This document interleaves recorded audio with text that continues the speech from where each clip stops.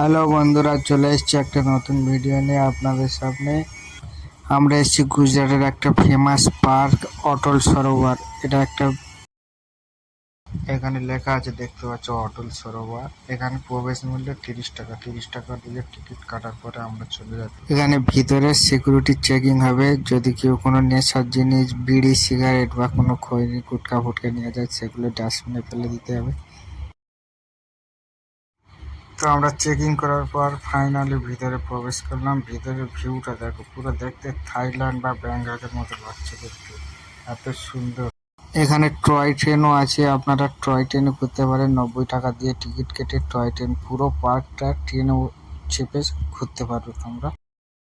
আর আমরা দুপুরে গেছি তো ওই জন্য করে দেখতে কেমন লাগছে হয়তো, কিন্তু রাতের বেলায় ভিউটা দেখবো পুরো থাইল্যান্ড। এবং ভিতরে ঢুকে নাইজেরিয়ানদের সাথে দেখা, 3টে নাইজেরিয়ান মেয়ে এখানে ঘুরছে।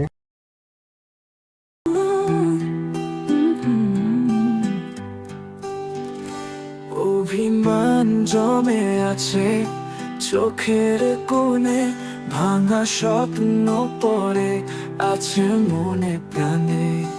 তুমি গেলে দূরে ফেলে, আমি রইলাম শূন্যতা মেলে। হারানো দিনের স্মৃতিগুলোটাকে বৃষ্টি ভেজা রাত ভিজে যায় ফাঁকে ফাঁকে। আর এই যে এরিয়াটা না বিশাল বড় এরিয়া। এই এরিয়াটা ঘুরতে তোমার কিছু না হলে 2-3 ঘন্টা টাইম লাগবে ছোট ভিডিওর মধ্যে। এখানে খাবার হোটেলও আছে, অনেক কিছু বিক্রি হয়, তোমরা খেতে পারো। অনেকক্ষণ ঘোরাঘুরির পর রাত হয়ে গেছে, এবার আমরা চলে যাবো, যাওয়ার টাইম হয়ে গেছে। কিন্তু রাতের বেলা ভিউটা দেখো, বলেছিলাম না থাইল্যান্ড হংকং এর চেয়ে কিছু কম নাই। দেখো কত সুন্দর লাগছে দেখছে রাতে।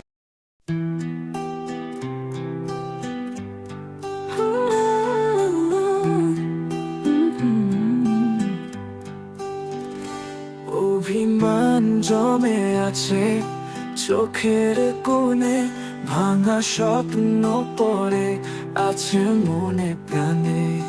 তুমি গেলে দূরে ফেলে, আমি রইলাম শূন্যতা মেলে।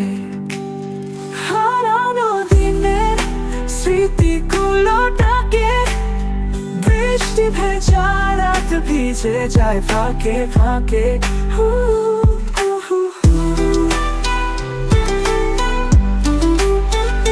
লাইক, কমেন্ট, শেয়ার করতে ভুলবেন না। দেখা হচ্ছে অন্য কোনো ভিডিওতে।